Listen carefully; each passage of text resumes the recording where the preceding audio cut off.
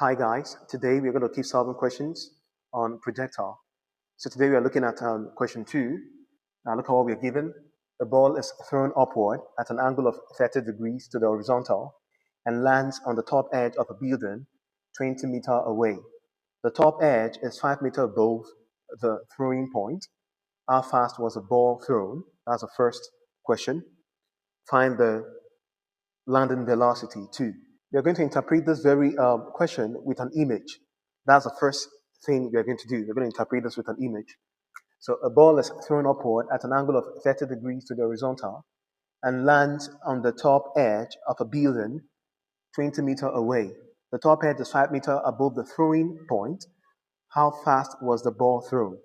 Now let's interpret this. A ball is thrown at an angle of 20 degrees to the horizontal and lands on the top edge. So let's say this is what we have. There's it here. There's a level ground. There's a level ground here. And there's a building like this. And some other stands here. Some other stands here and projects a ball like this.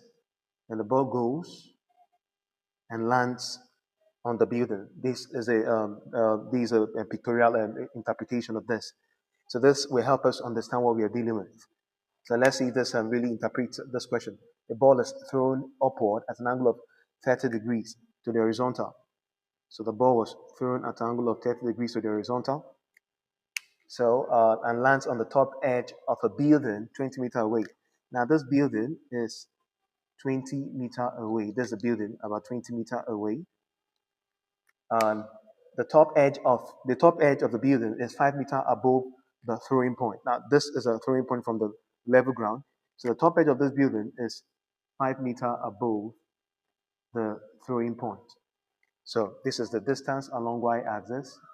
And there's the distance along x-axis. Here we are not dealing with we are not really dealing with range. We are not dealing with some of the major terminologies we derive the formulas for, because those ones, most of them, we need mass height. But right here we're dealing with trajectory, the path, the very parabolic path is what we are dealing with. So the top edge is 5 meters above the throwing point. We've interpreted that already. How fast was the ball thrown? So we're asked to get the initial speed of throw. That's what we're asked to get. So right now we have a distance along the x-axis. This is not range, actually. This is not range, but this is distance along the x-axis. There's a distance along the y-axis. There's the height the ball covered from this very point where it was projected from. So let's we asked to get how fast it was thrown. We asked to get the initial speed. That's what we asked to get. Don't forget that this very ball was thrown along the x-axis and along the y-axis. When you resolve it into its component. So now we're going to be using trajectory. What was the formula we were given the other time? We were given this formula. The formula was derived from s equal to ut plus half at squared. That's where we derived the formula from. So distance along y-axis is equals to initial. By the time you combine them, the time is u cos theta. That's time along x-axis, u cos theta over, we have that already, sv plus u over 2 times time. So you have u cos theta times time. Where we have the distance along x. So the time is distance along x-axis divided by u cos theta. We derived this the other time, so let's fix it in. So let's get our formula for the trajectory. By the time you fix it in, you use sine theta times this. That will give us distance tan theta. Since the body was projected, we have a plus 1 over 2 times gravity. Gravity is going to be negative because the body was projected into the air. Then times time. The time is this distance along x-axis squared divided by initial squared cos squared theta. This is the formula for the trajectory that was derived. So we're going to be using this to do justice to this very question. So we have a distance along y already given, then distance along x is also given. The angle is given, but we are asked to get the initial speed of throw. This is what we're asked to get. So just we're going to fix in everything, and then you're good. So distance along the y-axis is 5. That's a height, probably the height of the building, from where the height above the throwing point. Distance along x-axis is 20. then times tan. What do we have? Angle is tan 30 degrees. So we have this 20 times tan 30 degrees, then plus 1 over 2. Gravity is minus 10 here because the object was projected into the air. The object was not projected down. It was thrown down from the height of the building. If it was projected down, then gravity is going to be positive. But it was thrown like this into the air against gravity. So gravity is minus 10. Then what do we have? The distance along x-axis, which is 20. What do we have? That have a 20 raised to power 2. 20 over 2 over then initial speed is what we're looking for, u squared times cos angle is 30, cos 30 raised to the power of 2. That's what we have. I think we're getting closer to the result that we want. So 20 times tan 30, you're going to use our calculator to solve this. 20 times tan 30, 20 times tan 30 will give us 11.547. That'll give us 11.5. Let's say 11.5. That's what we have. Then plus 2 year 1, 2 year 5. We have a minus 5 times 20 raised by 2 is 400 over this u squared times then cos 30 raised by 2. Cos 30 is root 3 over 2. Root 3 over 2 raised to power 2 will give us 3 over 4. That's what we have. We have 3 over 4. So we're almost there. So we're going to resolve this. We have a 5 here equals to 11.5 plus this minus 5 times this minus 2,000. Then over this u squared times 3 over 4. If you resolve it, you have times 4 here over 3u squared. So we're going to write this over here. So that'll be 5 equals to 11.5. Then that's minus because the body was thrown up. So minus 2,000 times 4 will give us 8,000 over 3u squared. That's what we have. So what's the next thing we're going to do? The next thing we're going to do is we're going to collect our like terms. We collect our like terms. We send this to the other side. So what do we have? Let's do that from here. That will give us 5 minus 11.5 equals to minus 8,000 over 3u squared. So we get very close. Don't forget, we also have to get the landing velocity. We're going to do that right away once we're done.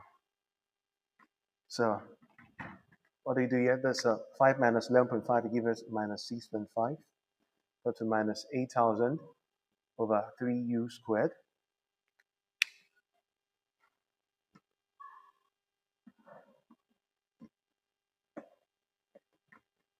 Over 3u squared. So this, we take off this. We have 6.5 equals to 8,000 over 3u squared. So we cross multiply, which would be 6.5 times 3u squared equals to 8,000. So 3 times 6.5 will give us 19.5.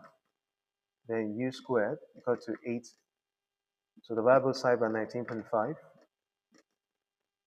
So u squared is equals to, so 8,000 divided by 19.5. Let's use our calculator to sort that. 8,000 divided by 19.5 will give us 410.25. 410.25. So we get the square root of our answer. So that will give us the square root of the result is 20.25. That's the initial speed, 20.25, approximately 20 meter per second. So our initial speed is 20 meter per second. So the next thing you're going to get now, you're going to get the landing velocity. What speed did they land on the building with? So let's quickly solve for that. The landing speed, the speed it lands on the building with is what we're going to be solving for. That's the next question we have to solve. That's the next thing we have to solve for. The landing speed. Now don't forget, this is what we have. The body gets projected like this from the ground, then flies up to the top of a building like this. From this place, the initial speed, the angle is 30 degrees for what we solved. And now the initial speed now is 20 meters per second. It was said clearly that the building was some meters away, about 20 meters away. It was said, and so Now we've gotten what we want. We've gotten what we want, the height of the building. The height of the building also was given as 5 meter. The distance was 20 meter away. So now we are asked to get a landing velocity. This very stuff came out and dropped on the edge of this building like this. So what speed did he hit the building with? Now don't forget, if the initial speed is 20 meters per second, let's get the component of the initial speed. So the body came out like this. That's a resolution. The body came out like this, 20 meters per second at 30 degrees. So along the y-axis and along the x-axis, you know what it is. Along the y opposite of our hypotenuse, we give a sine. So along the y-axis, we have u sine theta, which is 10 meters per second. Along the x-axis, we have u cos theta, which is 20 times 0.8660. So that's 20 times 0.8, cos 30 is 0.8660. That would give us 12, 13, 17.3 meter per second. So 10 meter per second along the y-axis, 17.32 meter per second along the x-axis. So it's time for us to solve. Now, if the initial speed along the x-axis is this, now for the fact that there is no acceleration on the ground, it means the final speed along the x-axis is the same thing as the initial speed. So that's 17.32 meter per second. Now, we're going to get what the final speed will be. Now, in our previous lesson, one of the examples that was taken, we said if the height attained at max height, the max height, the distance from the projection point to the max height is the same as the distance from that point where the objects are falling from the max height down to the ground. If we have equity in height, it means you're going to be having the same final speed along the y-axis as the same speed as the same initial speed along the y-axis. Now, if you look at this, I don't think we have that here. The body came as far as this place and was dropping back before it dropped on the building. So the final speed is going to be different. So let's see what the final speed is going to be. Let's see. Initial speed along y-axis. Initial speed along y-axis is 10 meters per second. Acceleration along y-axis is against gravity minus 10 meters per second squared. So what are we looking for? The distance is 5 meters. That's the distance. You know what that is. So, and also, what do we have? You're looking for the final speed. The final speed you're looking for. So we have all this set up. Initial speed along y, 10 meters per second. Acceleration minus 10 meters per second squared. The distance covered is 5 meters. And then let's see what the final speed is going to be. Don't forget d equal to u, d squared equal to u squared plus 2as is what we're going to use. And that's why the equation of motion, if you don't know the equation of motion, there's no way you understand what we're taking right now. You need to understand the equation of motion. So v squared equal to u squared plus 2as. The final speed is v squared, which we are looking for. Initial speed is 10 raised to power 2 plus 2 times acceleration is minus 10, the body flying against gravity. The distance, which is the height of that is the very height from the edge of that building. So what do we have? The v squared equal to 100 minus 2 times 10, 20 minus 100. So v squared equal to 0. So square root of 0 is 0. So the final speed is 0 meter per second. So it means immediately the body got to max height.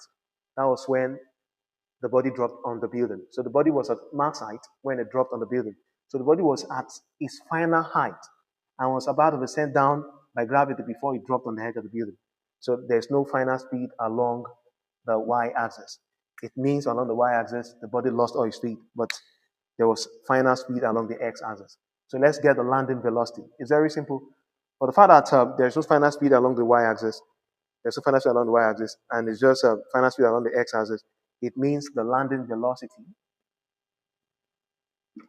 velocity is equals to the speed along the x-axis, 17.32 meter per second along the x-axis. That's the result. That's the final answer. So that is that for this very question. So I would love you to stay tuned to more questions. And please, if you have not subscribed to this very channel, subscribe to this very channel and also follow me on Facebook at Revelation Up. See you in the next lesson. Thanks.